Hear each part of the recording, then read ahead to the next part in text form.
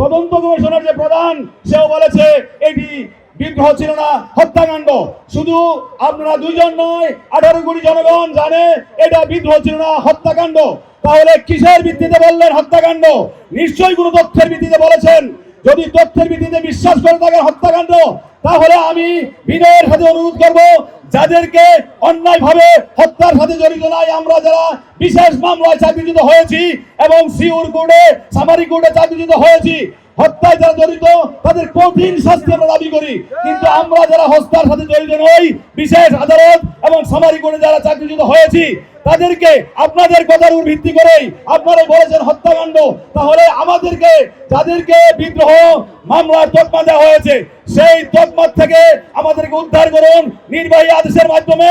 আমরা যারা ক্ষতিগ্রস্ত চাকরিজীবী মিডিয়ার আছি, একটা নির্বাহী আদেশের মাধ্যমে আমাদের আগের রায়কে অবৈধ ঘোষণা করে আমাদের আবার চাকরিতে পুনর্বহাল করে আমাদের প্রধান উপদেষ্টা মহোদয়কে এই 18,000 পরিবারের পক্ষ থেকে বিনীত সম্মান জানিয়ে বলতে চাই, আপনি পুরা বিশ্বমণ্ডলে আপনি সম্মানিত, আমরাও আপনাদেরকে সম্মান করি।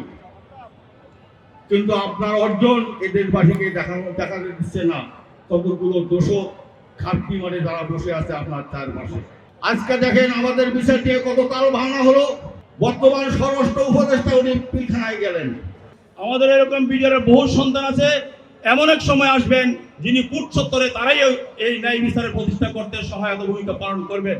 তো আমরা এত দূরে যেতে চাই না। আমরা চাই এই মুহূর্তের জন্য, যেহেতু আমরা দুনিয়াতে এখন আছি, আমাদের ন্যায় বিচারী সরকার তথা তদন্ত কমিশন বা বিচারিক কমিশনের মাধ্যমে পাতে চাই, যেন আমরা ন্যায় বিচার পেয়েই আমাদের মনের শান্তি এবং আমাদের যে নষ্ট হয়েছে ইজ্জত, নষ্ট হয়েছে আমাদের বৈশিষ্ট্য, নষ্ট হয়েছে আমাদের যাবতীয় চলার সাধারণ পথ, সেটা এই বর্তমান সরকারের মাধ্যমে পাইতে চাই। বাংলাদেশে যে ফ্যাসিস্ট সরকারের নিয়ম নীতিমালা ছিল এবং তাদের যে কমিটিগুলো ছিল এবং তদন্ত কমিটি গঠন ছিল, এই কমিটিগুলোকে ভেঙে দিয়ে নতুন তদন্ত কমিটি গঠন করে যদি কোনো বিডিআর সদস্য এখানে দোষী সাব্যস্ত হয়, অবশ্যই তার শাস্তি হবে।